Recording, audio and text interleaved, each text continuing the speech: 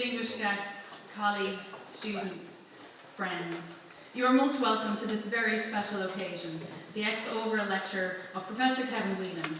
Thank you so much for being here. My name is Emer Clowry Delaney and I am the second director of the University of Notre Dame, Dublin. This evening we gather for a moment that is celebratory, yet deeply poignant. While he would likely prefer to dive straight into the lecture, we cannot let this milestone pass without acknowledging the immense impact that Kevin has had on the success of Notre Dame in Ireland. Not only introducing Notre Dame to Ireland, building robust and long-standing partnerships here, but for the mentorship of so many early career researchers, scholars, and every one of his colleagues, including myself, who have had the pleasure of working alongside him at O'Connell House.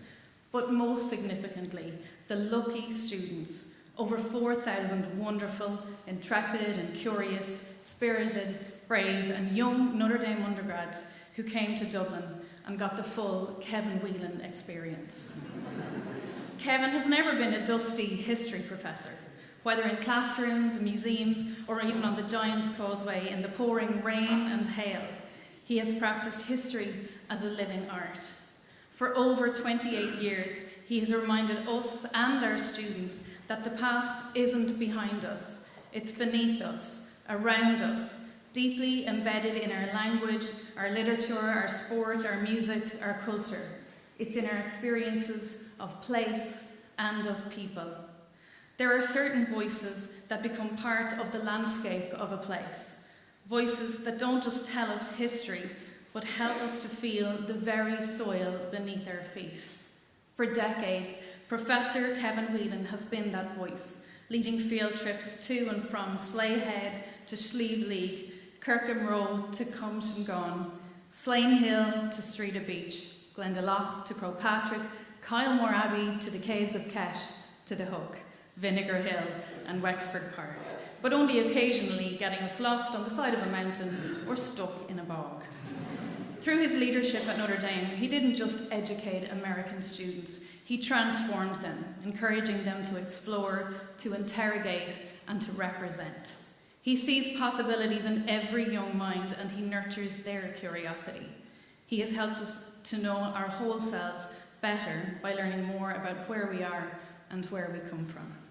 For Kevin, it's always about connection, story, and friendship, evidenced in the droves of alumni returning to the house each summer, seeking one more cup of tea with Kevin, to relive their adventures together, hopping over stone walls to get the best views across the Atlantic, perhaps back home, eating 99 ice creams everywhere, singing the fight song on top of Elephant Rock under the Milky Way in Ballintoy, celebrating the great writers of modern Ireland over the sunsets on Lochray. He took the global Irish concept and made it tangible, showing thousands of young minds that to understand a place is to understand the vital pulse of the human experience. His scholarship, spanning the ancient to the contemporary, has redefined the standard for how we connect the local to the universal, the past to the present. Beyond the accolades and the vast bibliography, there is Kevin the storyteller. He possesses that rare ability to weave together a map, a poem, and a political upheaval into a single, seamless narrative. Kevin often talks about fun A and fun B. Fun A when you're just having fun in that moment, and fun B is when something isn't particularly fun right now, but over time becomes a treasured memory and a funny story that starts with the "do you remember the time when?" Fun B is, when I think about it, is about the number of bus drivers we cajoled down narrow Boherines, far too narrow for their big bus. The number of times we had to back that same bus all the way up the road that we'd just come down. I've worked with Kevin for close to 18 years now. I first met him at my interview when he asked me how long I intended on working here. "Until I get bored," I replied. Life at O'Connell House is never boring. There is no time to be bored when you're working with Kevin Whelan. We have shared quite a journey together, and I have enjoyed every single moment of it. He is unpredictable, he is loyal, he is curious, compassionate, and a truly devoted teacher and scholar. It has been a privilege to learn from Kevin and to share part of his Notre Dame journey with him. Is there Ska Achela a Warren Nadini, a motto that permeates all that we do at O'Connell House, and that means that family are implicated by association. Eamon, Rory, Fionn and Baveen, it's so good to see you here this evening, and thank you for putting up with us through the years, interrupting your evenings at home to host another bunch of students for dinner, for always saying yes to giving a helping hand at O'Connell House, especially during game days, for joining panel conversations, for singing for us at one of the many Celtic Twilight events. And Anne, who has the patience of a saint, has been integral to our Notre Dame community. She has enabled us to do what we do. We feel so lucky to have shared this journey with you. Thank you for your counsel, your willingness to say yes to us, and above all, for your friendship. Now, without further ado, please join me in welcoming teacher, mentor, colleague and friend, Professor Kevin Whelan, for the Exaugural Lecture, Go Irish, the Magic of the Irish Landscape.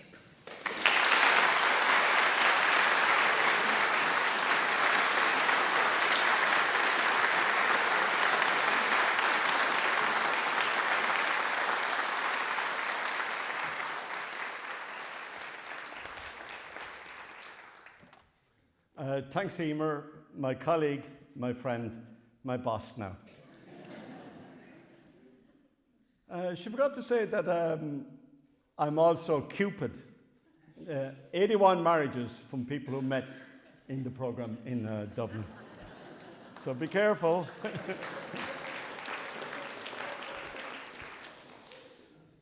Nobody ever walked here. Ireland was born as an island, and the Irish experience is an edge experience.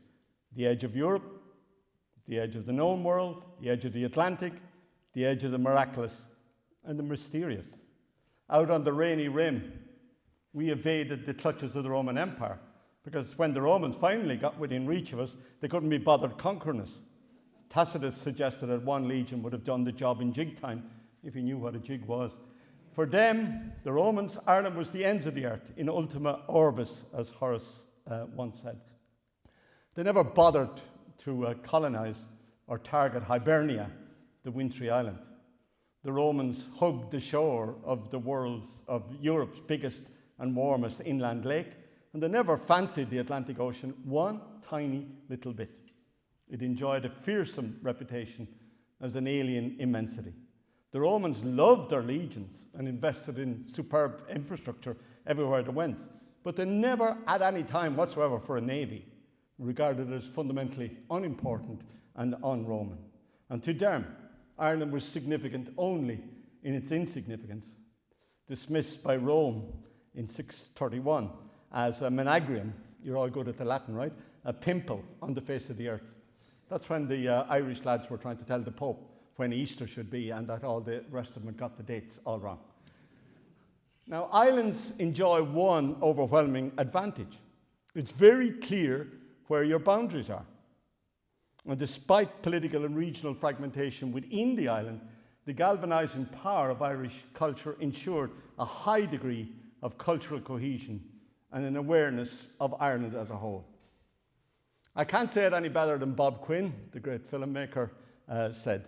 Ireland is an island with a deeply indented coastline. Historically, an endless insular coastline means it has been open to every influence under the sun, be it Gallic tribes, Barbary pirates, Vikings, Normans, Tudors, Arab whalers, Huguenots, Palatines, Italian postmen, Welsh mercenaries, Scottish Glalatlas, megalithic Argonauts, seeds from the Caribbean, American PhDs, multinational, German fence erectors, Coptic monks, Quaker do-gooders, Roman missionaries, Spanish Armada, Russian trawlers. The island is like a circle, a defined enclosure with an infinity of external contacts. I first got that perception in Connemara and found it liberating. It lifted a veil from this island, made it seem less narrow and cut off, more varied and interesting. It meant that we were not only some tiny, homogenous bunch of Celtic, Catholic Gaelgoers irrelevantly surviving on the periphery of godless Europe. That was how customarily the state presented ourselves officially to the outside world. But neither were we a nation of poets, saints and scholars, irritable Joyceans, urbane Wildians, mad Beckettians and hairy Yeatsians in every street and pub. We were neither Celtic aristocrats nor second-hand Britons. We were, in fact, a healthily mongrel race. Now, if it's a choice between mongrel and thoroughbred, give me the mongrel every time. Now, every Irish school child learns that the island of Ireland is shaped like a chipped saucer with the mountains rimming the edges. And it's a funny thing, isn't it, that although we have 7,900 kilometre of coastline, and although we're an island, which normally have a very strong sense of their own identity, we never really think of ourselves as maritime people, not even as an island people. We tend to think of ourselves as rural and agricultural. Look at the kerfuffle when Leo Varadkar had a go at rural Ireland. Okay? But we were genuinely never really a maritime people. And we regard ourselves as with a culture that is obsessed with the land. Even read the Irish sagas. It's full of bloody cattle and cattle raids and farmers and, it's absolutely nothing to do with the sea. And that's a funny thing, isn't it? Because we have been gifted, in Brendan Kennelly's beautiful words, the sea's eternal caress around our shore. But our Irish obsessions centre on land and property, not the sea. I'm going to blast through this at high speed, so gird your loins. Let me start with a rock star. This is Paul na Paiste, the Dragon's Den, on Arran, just below. Who the hell calls it Inishmore? It was never called Inishmore. The big island is Arran because it's kidney-shaped. The other two are Inishman and Inisheer, but calling it Inishmore, that's a makey upward. So the Paul na Paiste, this is just below Dún the great prehistoric fort up on the rampart cliffs of Achill. And though it looks incredibly man-made, doesn't it? It's actually natural. It's a natural pool on a limestone pavement. And such hidden places, and this is right down below, and you have to know where you're going to get to it, okay? But when you get there, it's magical, isn't it? It's a portal into another world. And those kind of spaces in Ireland, and we have loads of them, those kind of spaces are where I think the ancient magic happened. And we live on an island which is so beautiful in terms of its, I wouldn't let my students use that word, a fabulous island, right? With marvellous things everywhere. Look, there's Dawn at Ballintoy with a few of my Notre Dame students out there to greet it. Look at the tides. All around us, the sea breathes in and breathes out every day, as if by moonstinct. That's a good word, isn't it? And of course, as we know, waves are yesterday's weather, as wind moves much more quickly than water. So the most spectacular time always in Ireland to be somewhere, like say the Great Coast from Blackhead down to Dublin, on 2 or 3 days after a storm. That's when the really big rollers come in, and then it is just magic when those giant waves crash in along the Atlantic coast. How lucky are we?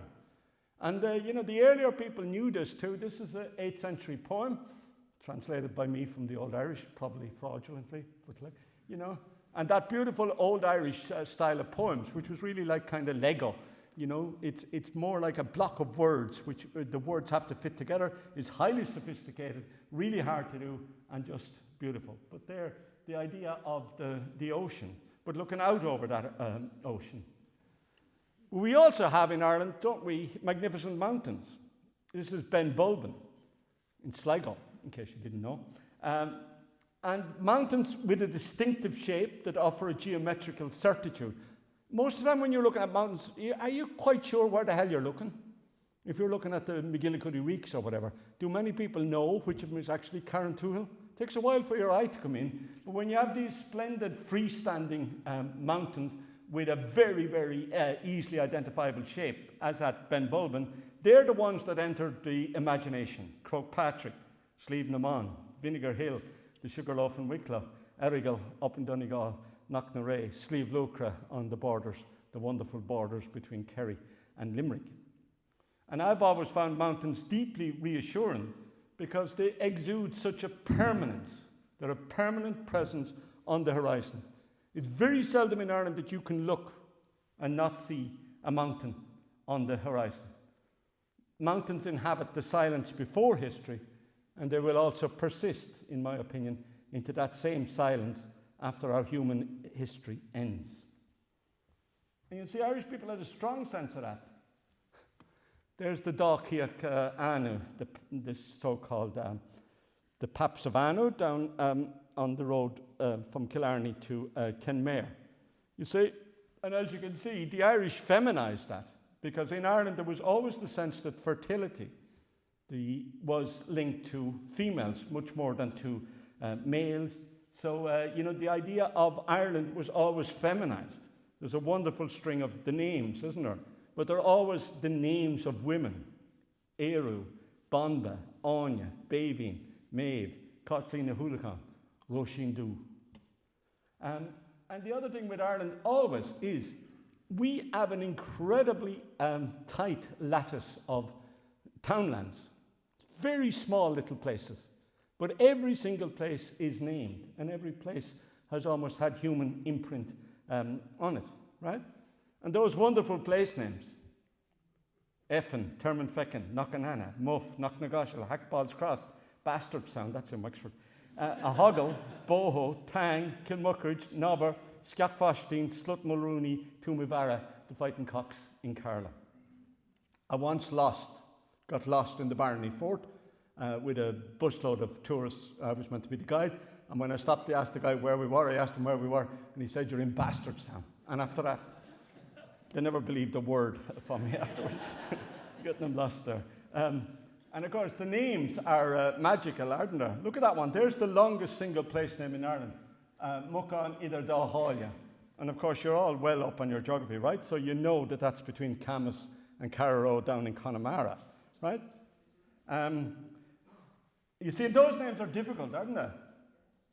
But like, there's the horrendous, mangled version up on the top, which is the anglicised version. Then I've written it out there with the words separated. And then, when you come down, it's Wickenock Idir Dá Hália, the hill shaped like a pig's back between two seas. And there it is. And there's the old Irish greyhound pig up above, which is not the big, fat, stupid pigs of today. Them lads they look more like a greyhound. That's why they were called greyhound pigs. But the shape of the island actually mimics the back of the greyhound. And of course, those names are what please Irish people, isn't it? We look with disdain on people who can't pronounce. And for some reason, these are the two most difficult Irish names to pronounce. Drogheda and Dún Laoghaire. Okay? And I remember vividly, a few years ago, there was a horse with the wonderful name of Mícheál Mira Hertig running in the Grand National. And every Irish person for the week before was saying, "Oh my God, I'm really looking forward to seeing how they mangle the name when they do the commentary." The fecker had it absolutely perfect. Which also reminds me of the kind of Irish wit. Was there ever a better named horse than beef or salmon? Now, I'm going to just talk of a few kind of little things that amuse me, and it's mostly the slides, right? I like buildings that are, the word I would use is emphatic, and that is that we know exactly what they are and why they are. There's the marvellous island of Inishmurray off the coast of Sligo. And it just looks like it was left yesterday. But that thing is early medieval, probably, 7th, 8th century. Incredible, isn't it? That is so perfect to the present day. There is Huntington Castle in my own little homeland of Clonigaw. It is now 401 years old. It was built in 1625. Magnificent building. Again, that quality of emphasis. Everything in that is clear, sturdy, dare I say it, masculine, and dare I say it, with a very, very vivid architectural presence. My favourite building of them all. This is the Hook. It's always called the lighthouse, but it wasn't really a lighthouse until well up into the 18th century. It was really a navigation buoy or mark at the entrance into the treacherous Waterford Harbour entry. But again, magnificent in its emphatic presence there on the tip of the peninsula. And that wonderful photograph is by the Wexford photographer, Mary Hayes. There's another one. That was the last sight that many Irish people saw when they went to America. This is Cove, where so many people left. The very last thing you could see on the horizon as you went to America was that fine spire there on St. Coleman's overlooking Cork. This is, of course, Merrion Square and our own beloved O'Connell House on Merrion Square. This is by the German photographer Ursula Hofer. And John Banville says in his great book on Dublin, the view along Merrion Square and Mount Street to St. Stephen's Church, as it is formerly called, is one of the most handsome and dignified prospects in any of the world's cities that I know or have visited. That's a hell of a compliment now from John. Now, I've given you there what I call emphatic buildings, buildings that are secure in themselves. But like in Ireland, there's very few buildings actually like that. Most buildings are reworked. And I love, one of my favourite books is a book by Neil McCullough, my friend of McCullough, Mulvin, Valerie Mulvin and Neil McCullough, who were such a wonderful architects, right? But Neil wrote a marvellous book called Palimpsest, and it's about the way that buildings, and indeed our landscapes, automatically change and are added on, and bits and bobs added on to them. Look, there's an example also of how you can kind of recycle. I think the finest building in Dublin is the museum building in Trinity, with those wonderful carvings on the right-hand side. But if you look at that carefully, what's it copied from? Well, you all know that that's the window in Rahan, in Offaly. And you can be damn sure that those smart lads from Kilkenny, there are a few smart lads from Kilkenny, believe it or believe it not, that those smart lads, the O'Shea brothers, the greatest stone carvers we ever had, that they were from that they knew that. See, it's copied from it, but reworked and marvellous in its own way. In the same way, this is McCullough Mulvin's magnificent, in my opinion, dental hospital in Trinity, where what they've done is added on at the top of the Georgian buildings. And we're going to need much more of that, the reworking of what are sometimes called brownfield sites and the densification of the city. And that just shows that you can put something really beautiful that works tremendously well in a dense, crowded city if you have the imagination. And obviously Neil and Valerie also had the tremendous sense of the history. Now I want to talk about the magic in the landscape. Okay? This is a photograph by Owen Kavanagh. I persecuted poor Owen, who's a photographer down in Kenmare and Kerry, to let me use a photograph in the Atlas of the Irish Rural Landscape. He let me, and ever since then I've never published a book which doesn't have photographs by Owen in it. He's just a marvellous photographer. This is something that, this is Gleninchequin, the lake in Gleninchequin, and this is the Ceodriachta. That's something that appears only at the dawn for maybe 4 or 5 minutes. It's a puff of smoke, puff of cloud, really, that disappears as the sun warms it up. It appears and disappears suddenly. And of course, in Ireland, that's called the Ceodriachta, the magic mist. It's associated with the she, or the spirits. That word fairy should be abolished in Ireland. It's been absolutely trashed by the English use of fairy in the 19th century. Fairies are malevolent. Spirits are malevolent. We live alongside them. we don't really kind of like them often. You see, and there is that north-facing, sunless, rather moody, dark lake, okay, with incredibly cold water, by the way. But note the clarity of the mirroring, which is real, which is copying which. Is it the cloud in the water or the little puff of cloud in the sky? And those are the kind of things that exercise that Irish ability to see, as James Joyce says in Finnegan's Wake, your bedtime reading, I'm sure, 2 things at the one time. You can look at that and see one thing, and you can look at it another time and see something else. You see, and Irish people believed always that out in the ocean there beyond us were magical islands, Hy-Brasil. And this is it on the marvellous map from 1582 by Diego Gutierrez, one of the first really detailed maps of America. Americae sive quartis orbis partis nova et exactissima descriptio. I'm from the last generation in Ireland that did Latin in school. Brilliant for a historian, by the way. But the Irish never accepted that this vast liminal space beyond the known world was truly empty and populated the sometimes shrouded, sometimes shimmering, always alluring space with imaginary islands. And I saw this myself one day up on Croagh-Patrick. It was a day when the sun was playing hide and seek. And I could see Clare Island and all the other islands. And then about for 30 seconds, then they would disappear, then they would come back again. And you suddenly just saw, I saw what it was that people had seen, that this idea that there's islands out there which are disappearing and magical islands, right? But you have to be up on Croagh Patrick many times. You earn your experiences in Ireland, okay? One of the wettest days I was ever in Glendalough with the students. Oh my God, it rained like nobody's business. We were up at the top of Glendalough Valley. It cleared for about 4 minutes and a rainbow formed across the lake below us. We were looking down on the rainbow. Now you could go to Glendalough many thousands of times before you'll see a rainbow below you. And again, it's that magic, but you earn the magic. And you see, Ireland's always been seen this way. This is Game of Thrones, the map of Westeros. Look at the bottom of the map. What is it? It's just Ireland turned on its side. So like George Martin knew that as well, right? And then there are magic things in Ireland. That's on Inishmaan, the Middle Island. A whole bloody ship up on the rocks. WTF, as the young people might say. It's Gothic and strange and wonderful. And here's another one in Mayo. This is the Creta Boom. That, ladies and gentlemen, is the strangest of things. It's a concrete ship. Maybe we should put it down in the Straits of Hormuz now, we might get a bit of oil.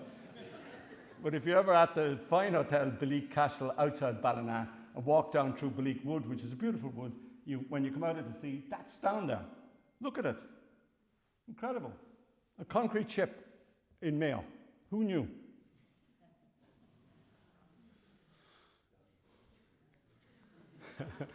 My daughter is marrying an Australian this summer. So I thought I'd put this one here because there's about 70 Australians coming over. Now, this is not something that many people know. These are the wallabies, the wild wallabies as they now are, on Lambay Island in Dublin. Right? There's a whole fucking flock of them. About every 5 years they have to shoot them because there's so many of them. They're fucking looking, they're so, what would I say, fecund, that they have to be culled every so often. And who knew that there were wallabies on Lambay Island? When somebody told me that originally, I said, you're pulling my leg. But it's true. And we have many strange things in Ireland.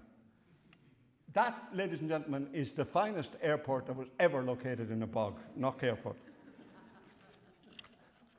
And you see, there's other kinds of magic too. You see, it doesn't all have to be archaeology and history, though that's brilliant. But look at there now, that's a photograph I took myself, and it's the Goghrena, the sunbeam under the clouds. And you see what it's pointing to. That's Knocknarea, just outside Sligo town, with Queen Maeve's cairn up there on the top of it, right? And it's like a spotlight. You sometimes see that, and you sometimes wonder, why did they put these things up there? And you suddenly realize these are people who've been looking at this for a very, very long time and understand that at some times of the year, that beam will appear and do that. And this is from a couple of miles away. This is from the mountain called Lu, the seat or the residence of the sun god Lu Lávada, as it's described in the mythological Second Battle of Maitura. And you're looking across from that, and then just look at the magical shape of Knocknarea and the cairn on the top of it. These people observed the landscape more closely maybe than we did, and lived with it maybe more closely than we did as well. And sometimes you can see something that's just plain weird. This is another photograph by Mary Hayes, and this is the Aurora Borealis over Vinegar Hill in Enniscorthy. 2 winters ago, there was really strong Aurora Borealis. My colleague Robert has gone up twice to Finland to see the Aurora Borealis. Robert, you could have just went down to Vinegar Hill. This is a wonderful, you see, again now sometimes there's the landscape, but there's also how we use the landscape. This is a marvellous photograph by Padraig O'Flannerva from Puckane in the great county of Tipperary. I have to say that because he let me use the photograph. I never asked him, but I told him beforehand. Padraig is a great photographer. And this is the patron, the pilgrimage on MacDarras Island, just off Connemara. Right? Now, that marvellous, is it not? And we still have these things. You know, we can live in a fairly, shall we say, stercorine word. That's a fancy word for shitty. Okay? We live in a Sterkerian world, but sometimes there's still magic. And sometimes there's things in Ireland which are ancient, but not obviously so. To me, this is one of the most ancient things we have in our country. This is cotnet fishing on just outside Inistigues, that lovely village in Kilkenny. Does Inistigues think of itself as a town? Hey, town or village, whatever you're having yourself. Kilkenny people get confused about that, don't they? They think Kilkenny is a city. But there's the cotnet fishing. And that's Mesolithic technology. People have fished like that on the rivers, the great rivers of the southeast. They've fished like that since Mesolithic times. Right? Still there. And interestingly, all the fishing pools and everything else on it, their names are all in the Irish language, even after the Irish has passed. And it's just, again, a little bit of magic. And sometimes there are just things that are plain weird. This is Killinnick in Wexford. There's a photograph by a lad from Wexford called Seamus Murphy, who's a very famous photographer in England now. And it's a photograph of a lad for a bet, jumping the hedge backwards. You see that? And he took the bet that he wouldn't fall off when he jumped through the hedge in Killinnick. And he didn't either, and he made a fortune. Like, all you can say is WTF. And sometimes there's other forms of magic. I just love this so much. There's an 8-year-old child buried inside of a 68-year-old man. But this is the halftime in Wexford Park. This is a game against Dublin in 2019. And just at halftime, all the little boys and girls, and some not so little boys and girls, run out onto the pitch and play hurling. And then the minute the referee comes out, they vanish. And it's like, those stories with the leprechauns, where the lad buries the pot of gold under one thistle, and then when you turn your back, he fills the whole field full of thistles. Wexford Park is kind of like that. This is kind of magic. It's like these children appear by magic. And I don't think there's any sport in the world where that happens to the same extent as happens on the hurling and football fields of Ireland. And it's just a marvellous, marvellous thing. And it keeps, as I say, the 8-year-old within me. Now I'm going to move. By the way, Wexford won that match. I knew you wanted to know that. Now, I'm going to talk about my favourite topic. The students always laugh when I give this is the lecture that I remember most, about spuds, the potato, which, remember, isn't even Irish at all. Its genetic home is the Toluca Valley in Mexico. But spuds, I once gave a lecture on the famine down in Munahome, and we started talking about spuds, and there was a drunk lad at the back, and every 2 minutes he shouted up at me, "Give him more spuds!" Well, here's the more spuds. This is on the Aran Islands, photographed by my old neighbour in Heytesbury Street, Bill Doyle, the great photographer. And again there's the Omari, the ridges, right? Brilliantly, these are micro-engineered to suit the Irish climate. The ridge generates its own microclimate. It's brilliant for draining off excess water. It's absolutely fantastically effective and efficient. And in Ireland, as I tell my students, by the time of the famine, 1/3 of the Irish people were living an entirely vegetarian diet. 1/3 of them lived completely on potatoes. Prátear margin, prátear known is the Nairine Sonihe is práti Yemen. And I added it up one time, and I reckon that by the time you were 50, if you lived entirely on potatoes, you would have eaten 1 million potatoes. And I am that person. I'm even more than the million. And I love them still. There's no proper Irish man, I'm thinking in particular. This is probably toxic masculinity. There's no proper Irish man who thinks he's properly fed unless there's at least 3 and preferably 4 types of potatoes. Boiled, roasted, chips, and if there was a little bit of potato salad, that'd be great too. If you were being really fancy. Baby, remember that for the wedding. The hills of Ireland are festooned with the lazy beds from the famine. This is the sad bit. Look, this is Partry, the Partry Mountains in Mayo. And everywhere you look in Ireland, in the west of Ireland, it's kind of sad. I've talked there about the magnificence of the mountains, but the mountains are also horrific because you can see there literally the scars in the landscape from the famine. This is Hungry Hill down in West Cork. And again, look at all those little fields creeping up the slopes, pushed up there by the population. 1 million people in Ireland in 1600, 2 million by 1700, 4 million by 1800, nearly 9 million by 1845. And what drove them? The potato.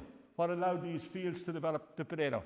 What gave our rural west of Ireland the heaviest population density, rural population density in the world outside of Asia, the great paddy field cultivations of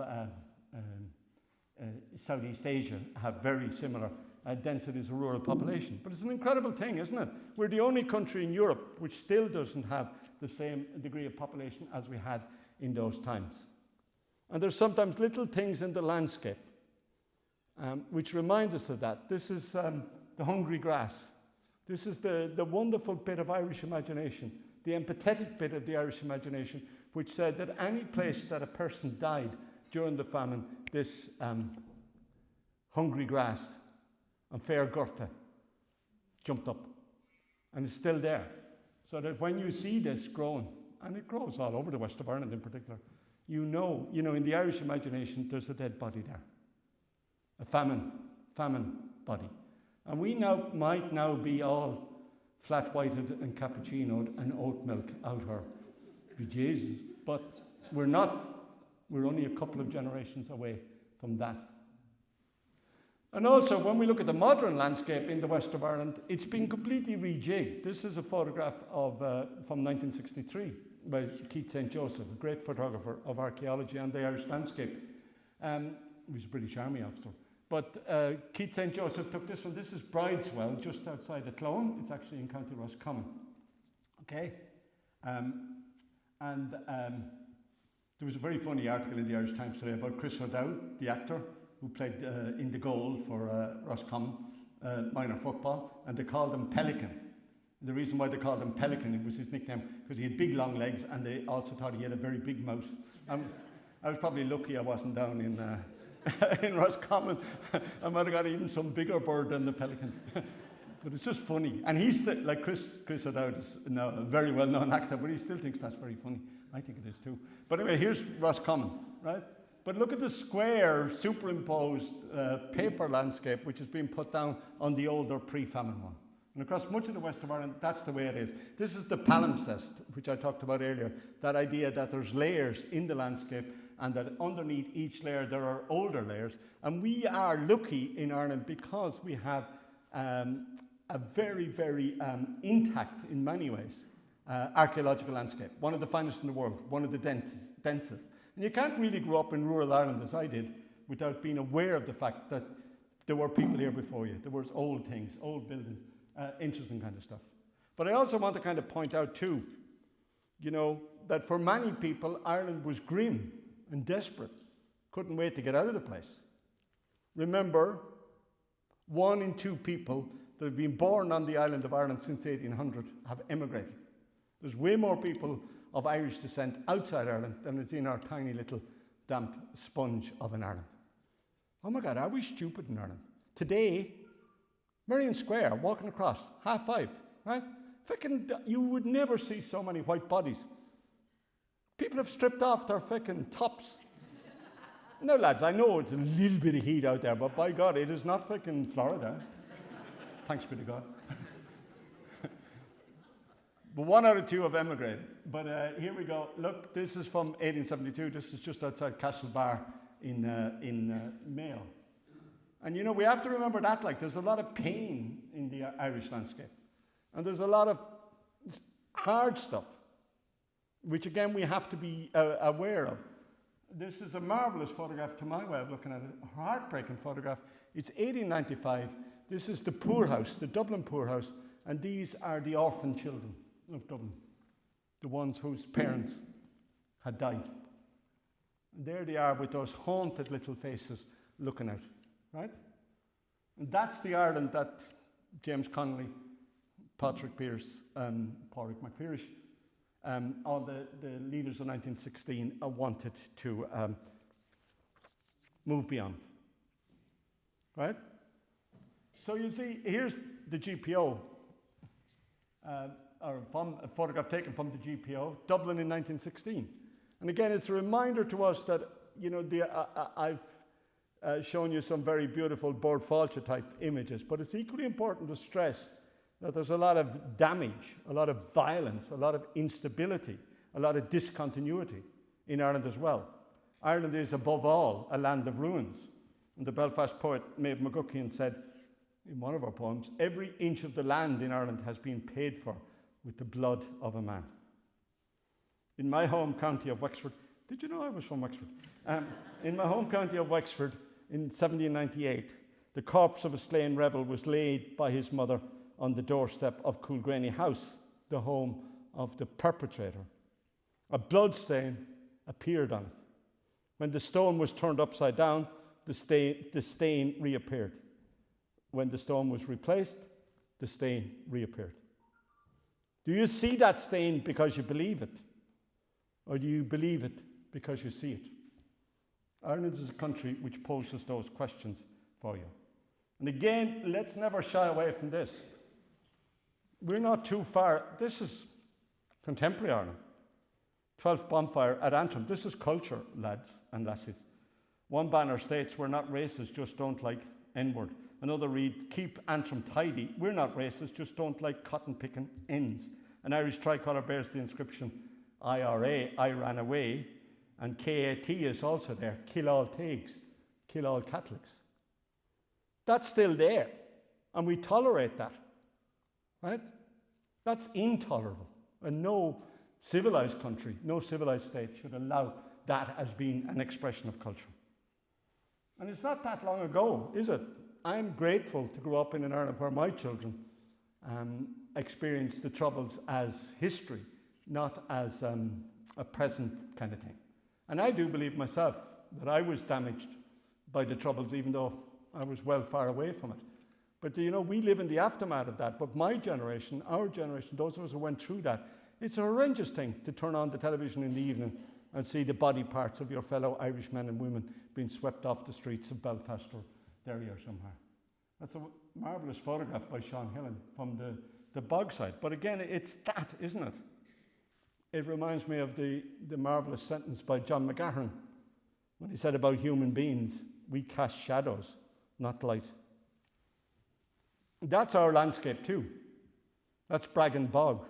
And that's looking for one of the disappeared, one of the people who were,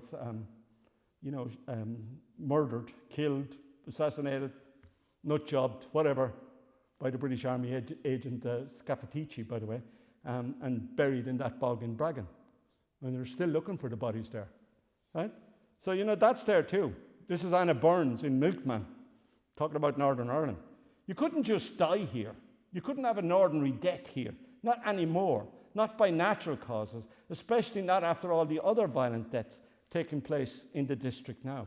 It had to be political, had to be about the border. Its meaning had to be incomprehensible. And, you know, that's the Irish bog. There's the Irish bog too. But we have to keep both of them in mind. This is the magnificent work that was done by John Gillis when the Fadden Moor Psalter or fan book was discovered in the bloody bog. It'd been there for well over a millennium, and John was able to piece it back together. And, you know, the bogs in Ireland are just a magnificent archaeological treasure trove. 1,000 years in a bog. But remember, the violence is always there too. What's it like for children to grow up there? That's Belfast after a bomb. Look at all the little children. You know, again, all of us as Irish citizens now, we have a duty and a care and a responsibility to ensure that that's the last generation of Irish people who will ever have to face that kind of stuff. Because children need to be children. I'm a hurling guy, did you know? But that's one of my favourite photographs. It's by a French guy, Alain Nuage, I think his pronunciation would be. And this is showing the lads playing, the little kids playing hurling in Andersonstown in 1984. You know, we have to let children be children. And I want to kind of shift again, and I also want to say that sometimes you're closest to Ireland when you're farthest away from it. I would put this as being the saddest place I was ever in my life. This is the Aida camp. This is about 2 miles from Bethlehem in modern-day Palestine. This was a displacement camp. When the Israeli state was founded, the Palestinians were turfed out, and this was one of the camps that they were in. And the people there told me that Aida in the Arabic means we will return. And you see there, I was in Palestine, but I felt as close as I could physically feel to the dispossessed, the disappeared, the famine immigrants, the dead of our famine, and the horror, right? And you can sometimes be very close somewhere else. This is from Offaly, the Bell of St. Gall, and it's in St. Gallen in modern-day Switzerland, which was a halfway house that the Irish lads used when they were going down to Rome. They brought that bell with them. There it is, hanging inside in the altar. I nearly got thrown out of the church, beautiful church, because I was leaning in with the camera, and they were wanting to know what the hell I was doing, but I was just trying to get the photograph of St. Gall. That's St. Gall from Offaly. That's St. Gall in Switzerland. And down below there, by the way, and I had the immense privilege, the incredible privilege of being able to see them, is the greatest collection of Irish manuscripts outside of Ireland. And it has a 9-foot door in it of steel. Like it could burn for 5 years, and it wouldn't get to the manuscripts. But Cornell, who was the Cornell Dora, the librarian, he talked to me for an hour before he let me go anywhere next an hour near it. But it was a kind of a Harry Potter moment for me. And sometimes you can feel very close somewhere else. There's not many people would do this, but in the it's only a short distance between a clap in the back and a kick in the arse. But here's the clap in the back. There's a very strong descriptions in the Icelandic manuscripts of a game like hurling. Why wouldn't there be? You know, there was a huge amount of Irish women in particular who were sex trafficked up to Iceland. Okay, but they also, in the annals, there's description of a game which is very like hurling. They call it knittel, which I believe is the sound of the clash of the ash, as we would call it. And because the Icelandic place names are very, very specific, this is a reconstruction drawing of the game. But you can actually go, and I found out where the game of hurling was meant to have been played. And when myself and Anne went to Iceland, I was actually able to visit the site where the hurling was played. And again, I felt very, very close to home. One final one, I don't have a photograph of this, but I was also in Roquebrune one time. And you know that's quite close to Monaco. It's where William Butler Yeats is buried. Notice the tents. The French sent us some random body that they picked up from the Second World War. We said, here, you can have him over there now in over Bear Ben Bulben's head. But Yeats is in Roquebrune. And you know why I know that? Because Roquebrune has 364 days of sunshine in the year, right? 1 day of rain. The day myself and Anne went there, it lashed down rain. And I said, good man Willie, you're down there. Easy amuse me, isn't it? And you see, you also have always to understand that in Ireland, you know, the sense of humour is always there, isn't it? That's John Cole's wonderful statue of Patrick Kavanagh during COVID, and somebody had put the mask on. And then, you know, this is the Dublin wit as well. My wife brought our little dog down to Charlemont Clinic there recently, and there was a very tough-looking lad came in with a tiny little dog, you know, one of those little fluffy things that you can hold on one hand, and there was a friend of his there, and he looked across at him and said, how's the Rottweiler? This, ladies and gentlemen, is a building, or a bridge, which has two names. It's the bridge, the new bridge outside Waterford. Kilkenny people, well, Waterford people call it the cat flap, okay? Let the Kilkenny crowd out. But Kilkenny people rather maliciously call it the Sean McCarthy bypass, because Waterford hasn't really been doing well. And Irish people are really good at that sense of place and the local kind of identity. George Orwell said famously that no English person could open their mouth without making another English person despise them. In Ireland, you can't open your mouth without making somebody else want to slag you. Oh, I love your Cavan accent. Your lunches are straight out of the top drawer. That's a joke. A A Cork person with an inferiority complex thinks they're only as good as everybody else. If Jane Austen was Irish, our novel would have been called Snide and Prejudice. I think it was Jack Burchell sent me this. He's in the audience. This was a Kilkenny one. When Kilkenny were winning, long time ago, 2015, and that's Brian Cody showing us the Pope. It's probably blasphemous. His Holiness is yet again thinking of all those who have nothing this year. And every Kilkenny fecker that had a Wexford friend, you can be sure they sent it to us. And, Brian Cody, yes. Stephen Ryan is in the audience. Stephen is a top army guy. He had Mick O'Dea, who's also in the audience, great artist. And Mick was doing paintings in McDonagh Barracks down there. And Mick had done a load of paintings of the Black and Tans, and then he had done some photographs of the Kilkenny hurling team. And Steve organised a great event there, and he invited me kindly down to it. And my wife, who knows that I don't have necessarily the highest opinion of Brian Cody and Kilkenny hurling. And my wife, Anne, warned me to within an inch of my life to be real polite and nice down there. And I was beside Cody, and then we were sitting watching Mick showing the slides. Mick showed the slides of the Black and Tans, and then he showed the slide of the Kilkenny hurling team. And the colours were very similar. And I nudged Cody and said to him, look at that, see the Black and Tans in Kilkenny. And without missing a beat, he said to me, yeah, 2 killing machines.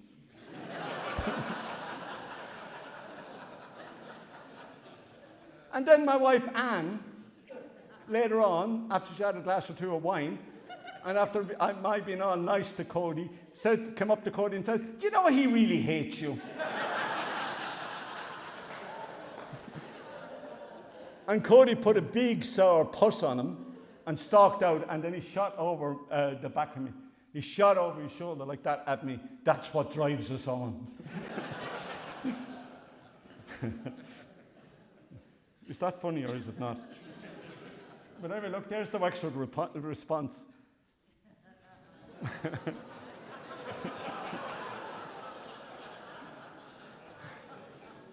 Now, I'm conscious I've been on the hurling, and there's a few Kerry people here. Mirren, I'm looking at you. So this is for you. This is a wonderful thing all the time. The great thing about history is something new comes up. This is a wonderful painting by Jack B. Yeats. It's 1915. It's the Kerry mascot, as it's called, and it's the lad beating the drum to bring the Kerry people from Euston Station up to Croke Park. What a photograph, and what a painting. And isn't it lucky that it's owned by a very good friend of mine? So you get access to it, which is brilliant. Okay, now I want to talk about rain. This is the weirdest thing ever, right? There is nothing that explains Ireland more than rain. Do you know there is not one single article about rain? The history. Like, what is the historical influence of rain in Ireland? You think we were freaking drenched in sunshine? Okay, here we go. One of my favourite photographs. This is the 22nd of October in 1975. This is outside St. Mel's Park in Athlone. This is the AC Milan team, the recent European champions. The match was played in the afternoon, and the elegantly clothed AC Milan players tried to tiptoe to the mud in a vain attempt to keep their loafers and flared trousers spotless. The devil rub it up is what I say. But it's just the photograph. Look, this is Ireland. That's Galway Docks. I say in Galway, never mind the fucking bypass, lads, put a roof over Galway. Wonderful town, but by God, there's a rain in it. And it rains in Dublin too. That's a wonderful photograph by Martin Parr, the English architect. And you see, I describe the umbrellas in Ireland as matador umbrellas. Do you know what I mean? You have to kind of struggle with them. And eventually they blow inside out. There's only one umbrella in Dublin that will not blow inside out. And that is the umbrella in the Marion Hotel. The best umbrellas ever. But we're among the windiest countries in the world, and the streets of Dublin and everywhere else too. It's incredible if you go there after a big storm the next day, when it's been rainy and windy at the same time, which happens, lads, you see that most pathetic of sights. Discarded umbrellas, the stricken heroes of the unwinnable battle with wind-driven Irish rain. You know, and I'm like this myself. After 10,000 years of people living here, we still get aggrieved when it rains. And I still walk out every morning expecting it's not raining. So it's kind of funny. But thank God for the Marion umbrellas. And I do give them back. And there's a great photograph by the New York photographer Jackie Nickerson. Mud, muck and misery. That's in County Louth. And we've all been there too. Right? This was a great one in the Phoenix. The lad in the Phoenix that does these cartoons is really good, you know. I read that Noah took 3rd place in the Irish Boys Name this year. I'm just surprised it's not number 1. Probably will be next year. But sometimes rain, strengthens the character. These are the Whelan family, having climbed up Croagh on a very wet day.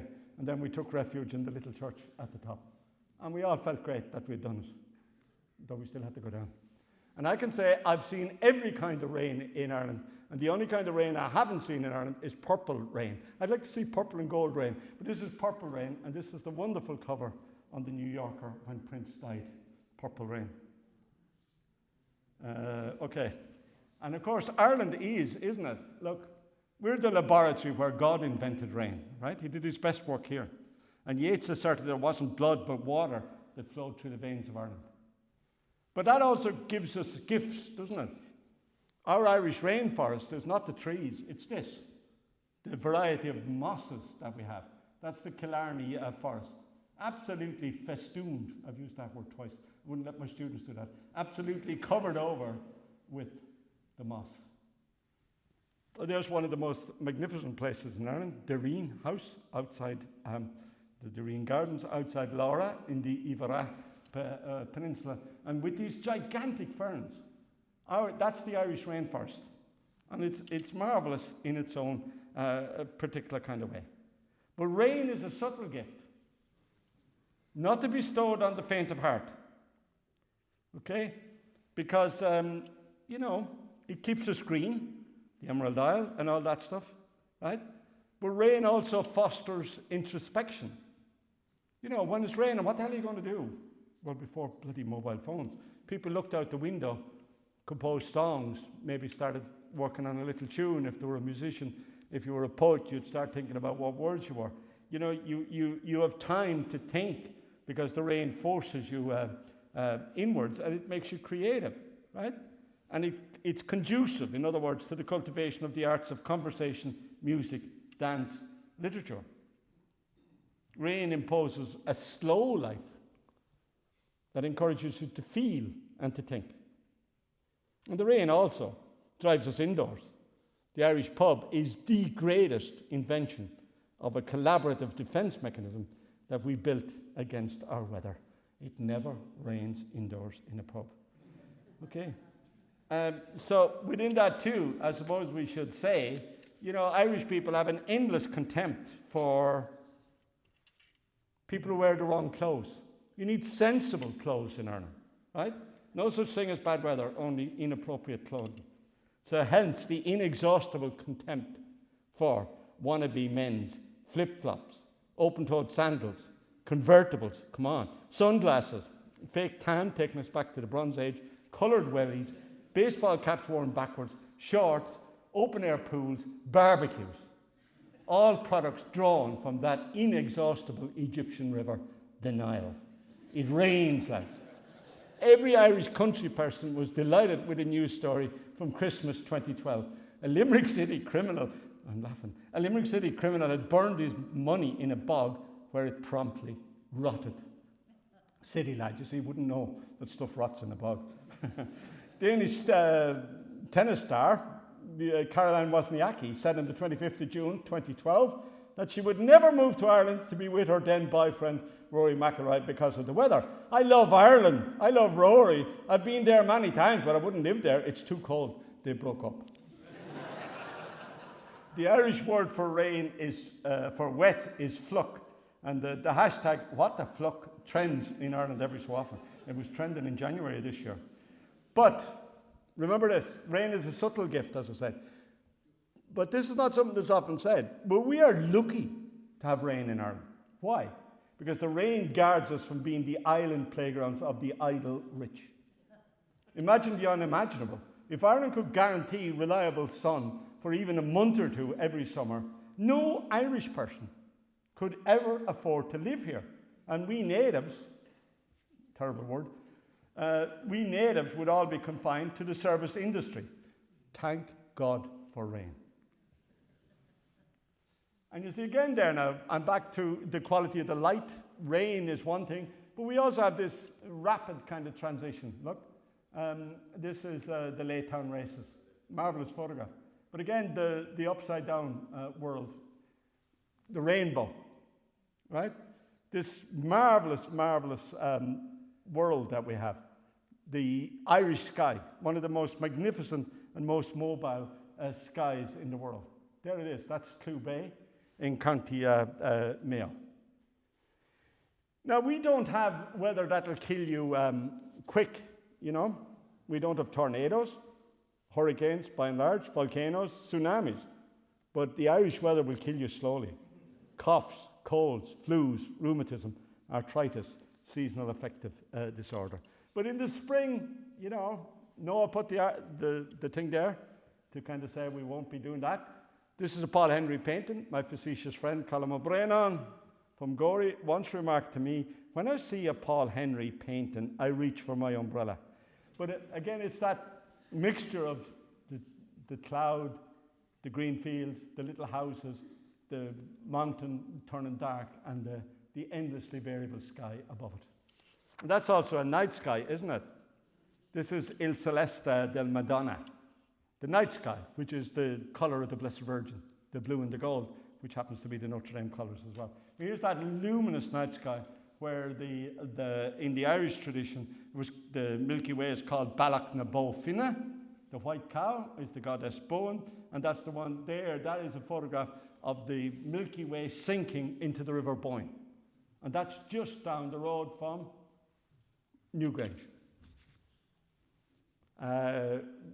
I'm about to retire, so anything I say here, stays in the room, okay? Well, one of the greatest days of my life was when my good friend, who's here tonight, Fintan McPhillips, was working in the OPW, and he had control of who could get into Newgrange, and he snuck in myself and Jack Burchell. Thank you, Fintan. Fintan's about, anyway. And we were in there, and like it is, it is incredible. And we were there on a sunny day. Were we lucky? Yeah. The light comes in, it's a golden, warm, reassuring kind of light. It's not kind of fancy. It's a golden kind of honey, comes in slowly. It's kind of like it's flowing down there, like a little slow river dance down the and then it comes all the way down until it lights up those magnificent spirals. And then it's like as if it gives them the most gentle of a little touch or kiss, and then it retreats back out. It's all over in about 10 minutes. But the most marvelous thing you can see. Right? 5,000 years old, still there. And I can tell you, that's a roof that didn't leak.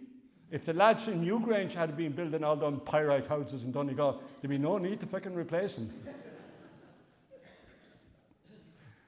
And there's the light again, isn't it? That's Allihies in West Cork, another one of the endless supply of marvellous photographs by Owen Kavanagh. We're a big con job, aren't we? If you look at all the photographs of Ireland, they all show it in sunshine, but not in shadow, and certainly not in rain. But there's more skies like that in Ireland than there is the sunny ones. And you see there, look, that's Dublin. That's again a photograph by Evelyn Hofer. But the slightly damp feel. And you can see something marvellous. This is out my window in O'Connell House. Look at the diamonds along the window there. You don't see them, but then sometimes you don't, but if you actually look, they're not beautiful. A little cascade of diamonds just for me. Now I want to kind of talk about the joy of small things, relics of old decency, as my mother would have called them. Look, you might think, isn't that weird again? Like Ireland, all that rain, and yet on the limestone areas like in the Burren and the Aran Island, you have to do this. You have to trap the rainwater because the damn rainwater disappears down through the limestone. That's a photograph again by Bill Doyle. There's the wind. We're a windy country. That's Doon Beg down in Clare. The wind throw. It's not the wind that does that. It's that the salt comes in with it, prevents the buds from growing on the seaward side. So it always kind of pushes inland. And there's, again, something magnificent that you won't see every day of the week. That's Strohenaig and Argyll. That's in Sligo, and it's a waterfall. And when the wind blows strong in from the Atlantic, it blows the foam of the stream back up and over. So it looks like the stream and the waterfall are flowing uphill rather than downhill. Marvellous, no? And there's, what you don't see in Ireland too much, snow. But when we do see it, how magnificent is Errigal there in the snow? And this is again, the Sperrin Mountains in Tyrone. I only show this because it's right beside what I think of as one of the great miracles in my life, which is the grassroots Gaeltacht, as I would call it, Irish-speaking area, which has grown up in Oncorrin. And for those of you who don't know where that is, it's on the slopes of the Sperrins, and it's a local community which have completely made an Irish-speaking community. It's also the community of Slaughtnail, the famous football, hurling and camogie club up there as well. Wonderful place. And it's all, the one rule, no priests, no politicians. It's grassroots. It's all lads who in their normal life are builders and other kind of things. And they've done a marvellous job of building an Irish-speaking community there. Here are the cursing stones. These are the hidden, look, that's over on Inishmurray. But look, there's the hidden ones. And I'm going to tell you where they are. That's Laba Mulliga in Cork. The cursing stones down there. And these are stones which are used. You have to know what you're doing. It'll rebound on you if you don't use it properly. But they're still there. And all the locals know exactly where they are. But they're well hidden from yellow bellies or whatever. And sometimes, too, you can see something else. Look, that's the black head. The manganese-stained head. If you look closely, you can see the eyes and the mouth. I believe originally the water would have come out through that mouth. And that's what the black head down in the Burren is called after. This wall is on Inisheer, the smallest of the three Aran Islands. Okay, and you can see here this magnificence of the Irish stone walls. One of the great creations, one of the great landscapes of the world. There's enough stone walls built in Ireland to reach to the moon and back without ever sending up any spaceship either, right? But look at how brilliantly they're built. And then it's got this magic thing in the middle, Irish paradox. That's an iron gate. You see the bit in the middle there? The one with the round stones? You see when they want to move the cattle from one field to another, they take down those stones, hoosh the cattle in, and then build it back up again. That's an iron gate. That's the Irish way of doing things. You make a gate by making a wall. You got to say them lads in Connemara, they're smart. Or the lads in Aran. And sometimes sometimes you have to, I encourage my students to see rather than look. What are you looking at? Okay, if you don't know what it is, you can't understand it. You have you can only see something if you understand what it is. That's Huntingdon Castle, and that's so that ladies could elegantly mount their horses. Not many of them left, lads. One of my earliest memories as a child, we didn't have running water in the house I was born in initially, and we used to walk. I'm from a family of 12. We had to walk about 250 or 300 yards to get water from the well. And that was the time I had with my mother. With so many of us, she didn't have it. With the galvanised buckets, and away you go with the water. Brilliant. That's Jean Bowles' well in Bellaghy in Derry. And these wells, these things disappear. They're simple. They're ordinary, and as I say, I think we should pay more attention to them. We have a problem in Ireland because archaeology is defined as something that's pre-1600, but in most of the stuff in Ireland is much more recent than that. We don't preserve these kind of things. There's the old milk churn stand, and sometimes you have something that's really marvellous. This is a photograph by Mick O'Dea. This is up in Ballycry in Erris, and this is Paddy Ginty's turf stack. How marvellous is that? How beautifully built it is, how aesthetic it is. That guy is a sculptor, okay? And you could say, if you looked at Gallerus Oratory down in Kerry or whatever, the idea of the shape and the way the stones put together, it must have come from people who were used to that. But I also want to kind of point out something else there, I'll come back to it in a minute. Almost at an end now, lads, you'll be glad to know. But again, sometimes there's just something really unusual. And I don't know why Mayo, I don't know why I'm having to go with Mayo, but I'm going to, why they don't make more of that? That's the head of King Ruairi Ó Cahúr, the last Irish High King. The last of them. That's his head. And it's very well sculpted. That's in Caen, in Mayo. My son Rory, that's who he's called after. I'm thinking of launching a campaign to get rid of this Irish Republic we have and restore the Irish High King. So I'm going to propose Rory as the next High King of Ireland. But people love kings and love all that stuff. Why the hell isn't that a major league tourist attraction in Mayo? Brian MacDonald, this is for you. This is Cahan's in Donegal. And again, it's a Presbyterian church, but look at that beautiful piece of stonework and the really lovely letter writing, the calligraphy there in stone. It's amazing. 1779, if you can't read it. Okay, now, as I say, one last, coming towards the end. There are only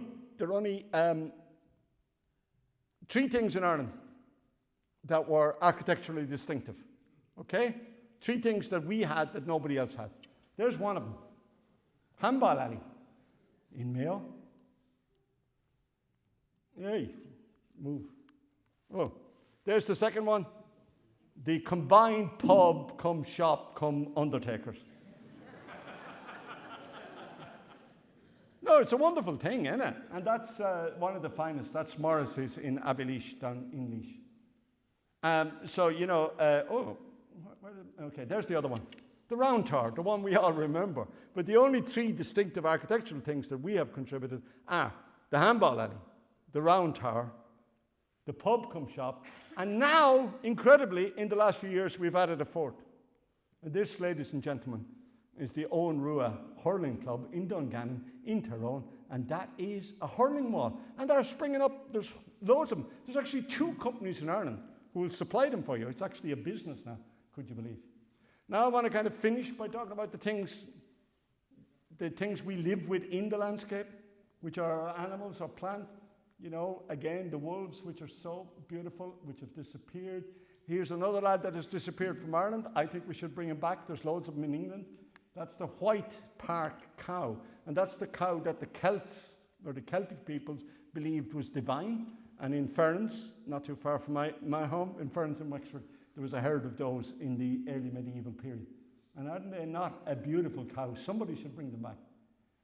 There's another lad that's very ancient, the Mulranny goat, the ancient Irish goats. And goats are tremendous creatures. And again, look at how beautiful that lad is. I think he's beautiful. This is a photograph by my colleague, Maggie Ariola, up above Glendalough. We were there with the students, and what appeared beneath us, a very belligerent stag who didn't like us at all. But it made for a wonderful photograph. And here, we also live with the plants. Look at these. I call these the bog ballerinas, the beautiful bog cotton, which dances like a little ballerina in the wind on the bogs. One of the most beautiful things that we have in Ireland. There's another one, the bee orchid. I nearly stood on this one. I spent all my life, well, not all my life, but I love the burn. I've always been looking to see a bee orchid. I damn nearly stood on it. And that was one of the great days in my life. It's easy to please me, isn't it? But the bee orchid, what a magnificent thing that is. And this is the time of year where you see this. This is one of the Collison brothers bought Aberleash house down in Aberleash. Go figure, in County Laois. And there's the marvellous display of, under a deciduous forest, not a coniferous one, the bluebell blooms at this time of the year. Magnificent. And, we have them down in the Burren as well. This is out on the Flaggy Shore. On the rocks, the bare rocks and whatever. My wonderful colleague, Declan Kivert, introduced me to this poem last week. And it's a beautiful poem which appears to be about the rock plants of the Burren and Arran, and the poet is saying to him, you can see it there yourself, what the hell did you choose such a desolate place for? And then the rock flowers answer. But it appears to be a poem about the flowers, and it is, but it's also obviously a poem about the west of Ireland, the people in the west of Ireland, the people out living in Arran, the people up the rocks and the rocks of the Burren, the Irish language surviving out there on the edge of Europe, all those things. So it's a poem which is so beautiful, so simple. I mean, that's a lovely poem for school children, for example, and yet behind it is this whole other shadow world of the history of Ireland. Now, there we go. This is Gleninchagrin. I've always kind of felt I'm at my best, if I have any best, out in the open. It's where I like to be, it's where I like talking, it's where I want to be. That's Gleninchagrin. And there's the empty chair. And now I'm heading back off down to Wexford, down to the Hook. There's the Daisy Path. There's the best coffee shop in Ireland, Graal Inn in Feather. Here's a wonderful pub in Osborne's, and alongside it, Sharrow. When I grew up in Clonegall, I never thought we'd have a world-class restaurant, but it's there. So if you're looking for me now, those are places you're likely to find me. And as they say, we got a lovely little dog called Booin. That's him there. Booin means everlasting or everlasting love in the case of the dog. And that's down on Grange Strand in the Hook. So can I finish by saying, I am because we were, I am because we are, and my story is always our story. Ladies and gentlemen, thank you for your attention.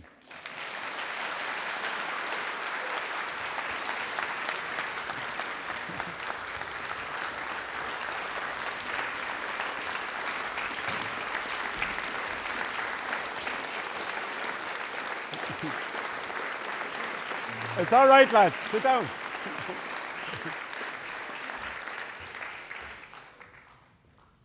It's great when you have it's great when you can coerce your family. This is our son. I suppose my wife had something to do with it. People always ask Anne why she married me. Because the kind of people think it's kind of a bit strange. Nobody ever asked never asked me, why did you marry Anne? And I discovered recently that both our families had put bets on how long we'd stay together. And the best answer was 3 years. And we got married back in 1988. You can't always predict the future. So Rui is now going to sing this song that I made him write about Wexford.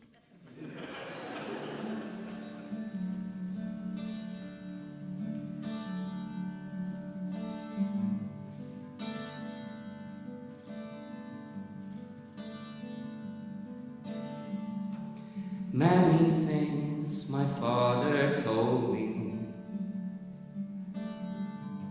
from when he was young, brave, bold, born by the banks of Bunclody, swaddled in colours of purple and gold. He showed me how, stone by stone, they placed the walls, the ghostly gates of Loftus Hall cows, glowing.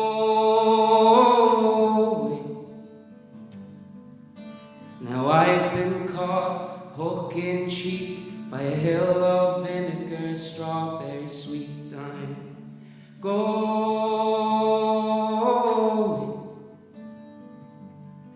to where the man from salty seas sees the same, the lighthouse fame. Today, tomorrow, a Rasharish.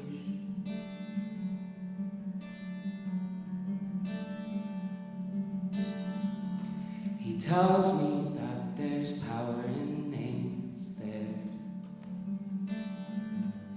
Culfer, Murphy, Whelan, Byrne. As we slide down the banistered black stairs slowly, he tells me of so much more to learn. He showed me how, stone by stone, they placed the walls, ghostly gates of Loftus Hall cows, lowing.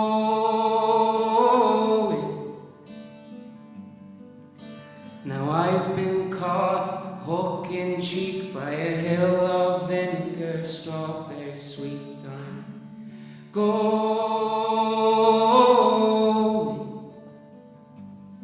to where the man from salty seas sees the same, the lighthouse fame. Today